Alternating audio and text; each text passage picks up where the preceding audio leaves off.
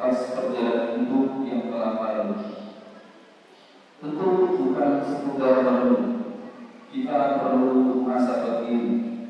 Sudahkah kita ini memiliki jalan lagi atau sebaliknya? Allah Subhanahu wa Ta'ala berfirman, Ya ayyuhalladzina amanu taqullaha wa tanzur nafsum ma qaddamat lighad wattaqullaha innallaha khabirun bima ta'malun. Wahai orang-orang yang beriman, bertakwalah kepada Allah dan hendaklah setiap diri memperhatikan apa yang telah dia perbuat untuk hari esok. Bertakwalah kepada Allah, sungguh Allah Maha Teliti atas apa yang kalian kerjakan. Surat Quran surat Al-Baqarah ayat 12. Hadis bin Abi Salam rahimahullah mengatakan, para ulama telah bersepakat tentang kewajiban muhasabah diri atas amal yang telah lalu dan amal yang akan dilakukan nantinya.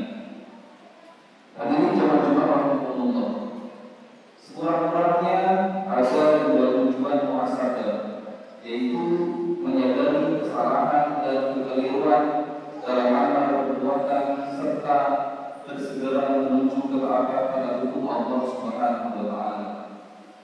Sebagai contoh, apa yang dilakukan Khalifah Utsman bin Affan radhiyallahu anhu saat ia membatalkan hukuman rajam bagi seorang wanita yang dilahirkan dengan usia 9 bulan dan menolak hubungan zina. Hal itu Khalifah lakukan setelah diingatkan oleh Ali bin Abi Thalib radhiyallahu anhu akan kekeliruan pendapat yang beliau ambil, bahwa memang usia minimal kelahiran adalah setelah 9 bulan sebagaimana tercantum dalam Quran surat Al-Qaf ayat 15 dan Quran surat Al-Baqarah ayat 233. Karena itu di antara ciri orang yang bertakwa adalah senang jika ditunjukkan kesalahan dan kekeliruannya. Dengan begitu dia bisa segera memperbaiki diri.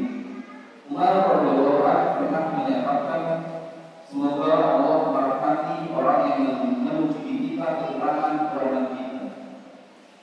Hadirin jemaah rahimahullah, selain muhasabah diri, kita juga perlu mengevaluasi persoalan bangsa ini.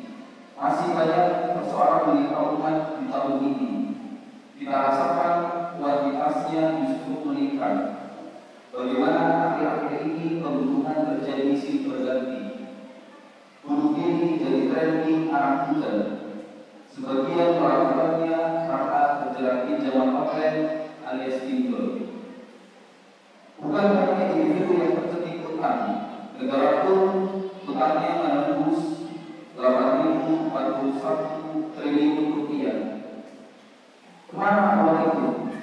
Lihatlah, 21 juta warga Indonesia kekurangan gizi dan 21,6% anak mengalami stunting. Kekayaan alam yang semestinya bisa menghasilkan uang bagi rakyat ternyata mayoritas dikuasai oleh asing dan asing.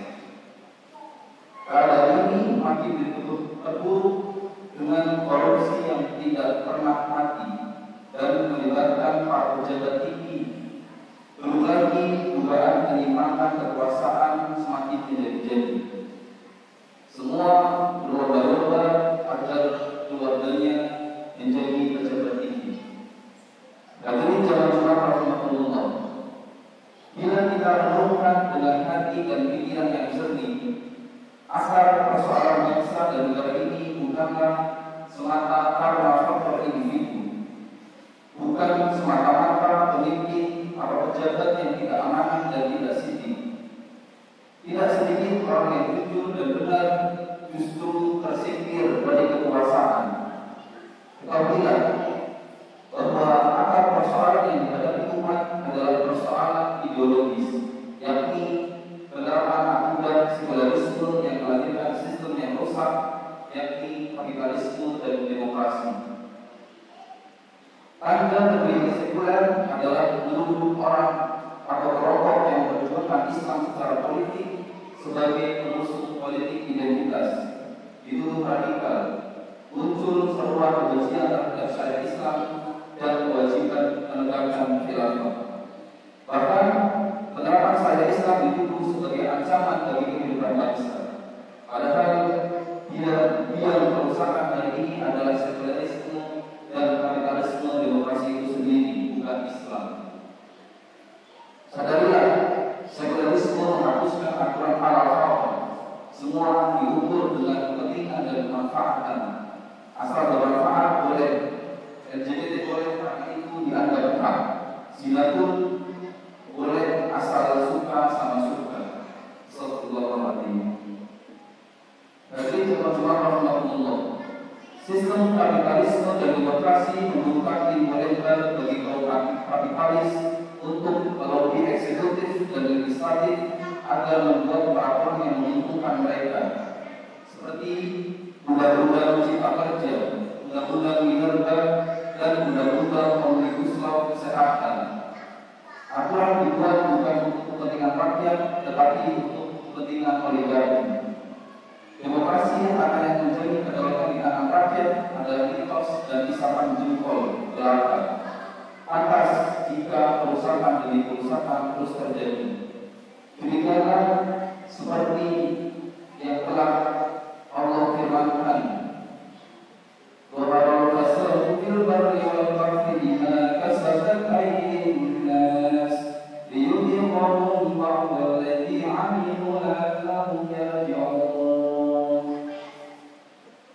Telah tampak kerusakan di darat dan di laut disebabkan oleh perbuatan tangan manusia. Allah menghendaki mereka merasakan sebagian dari akibat perbuatan mereka agar mereka kembali ke jalan yang benar. Quran surah Al-Mulk ayat 41.